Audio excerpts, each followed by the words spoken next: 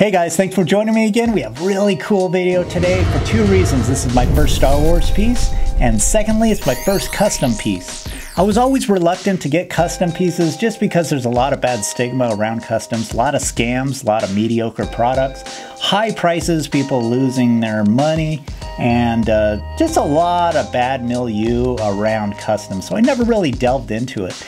But, you know, I have found some commissioners, if that's what you call them, that are reputable, that have really refined things. Now, you can't really blame it on the commissioners just because they have to hire their own people, their own sculptors, their own assembly line, their own painters, and there's a lot of problems that can go on. So once they get established and things run smoothly and everyone's making, you know, good money, then it runs a little better. So anyway, first custom piece, I'm really happy with this, my first Star Wars piece. And before I start reviewing the statue, I just want to go over the history of Revan. Like, timeline-wise, this is 4,000 years before the Battle of Yavin, which is, you know, the Battle of the Death Star. So it's a whole new timeline. This has nothing to do with the Skywalker timeline. It is way before an all-new set of characters. And Revan has a really cool history. I mean, he mastered the Jedi arts. He mastered the dark side. So basically, he started out as a Jedi under Jedi Knight Kreia. And he was basically a badass. He got turned to the dark side. He mastered the dark side, and he was a badass Sith with Darth Malak.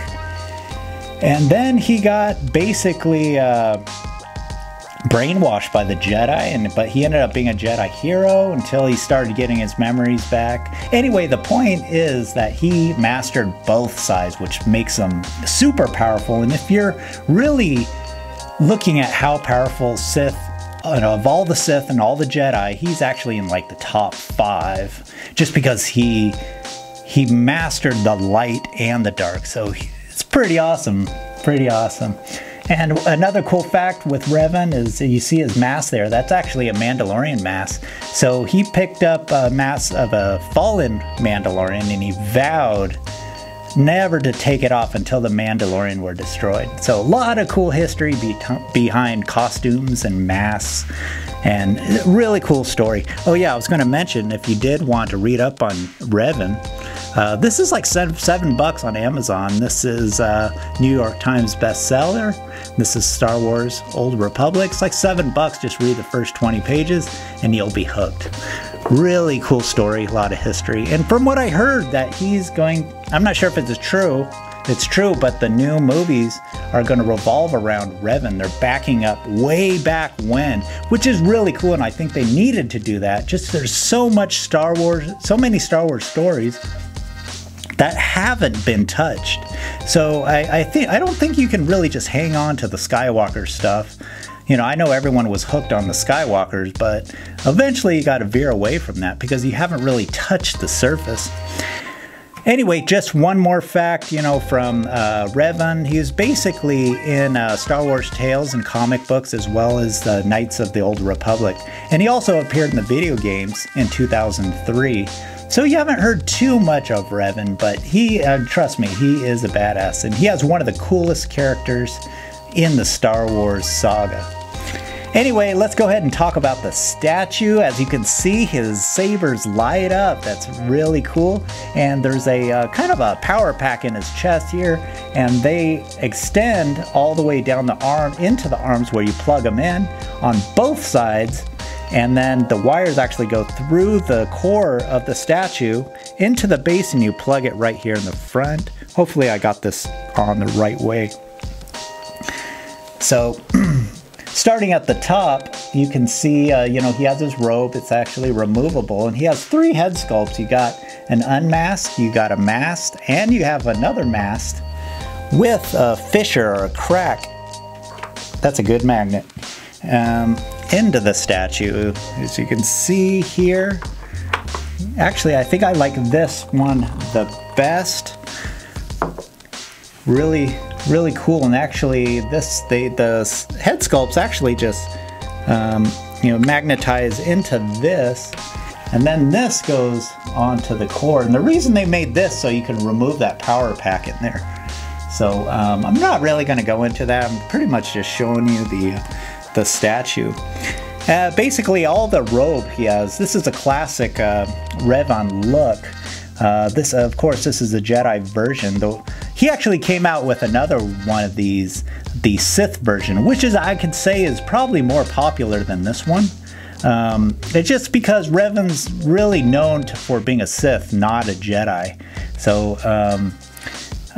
this is a variant. They're both editioned about 50 statues. So anyway, price-wise for this, it was $6.75. Originally, it was only supposed to be 20 of one of these made, but the edition actually went up because there was a lot of people that wanted this. But $6.75 and pretty painful in shipping, 300 bucks. Now, you got to remember it's COVID time. So I don't know if that's the shipping all the time, but that was pretty steep for, you know, such as, I mean, it wasn't a small box, but it wasn't a big box. But 300 bucks, that was quite a bit. Not only that, it took 60 days to ship. Now, it wasn't his fault. He sent these out. He sends them all out. But when they come to the US, they, especially in California, they just sit there in customs. So it just takes, you know, it's running about 60 days right now. And the prices are through the roof. So I wouldn't say, I know a lot of sales are slowing down because of that, because there's just, with everything, with all the COVID stuff, shipping isn't running, you know, as it was before. Everything's short-staffed. And also, online sales have boomed, so everyone's just shopping online instead of going out. So it's just craziness out there. So anyway, as for this piece, I believe, you know, Revan destroyed the leader of the Mandalorians. So I believe that's what that mask is. I don't know for sure, but basically that just sits on the, that just sits in the front there. So really no designated place for it. Anyway, that's all I can really say about this. There's really nothing else to say. The stand is pretty basic. It's just like dirt, mud, and rocks. Nothing special with that. He got little metallic looking shoes, white robe. He got his red and purple sabers. I guess that is supposed to more represent kind of both sides, light and dark. So, and that defines Revan fully. So, and this is, like I said, it's his classic look, basically a leather armor look. Got his Mandalorian mask.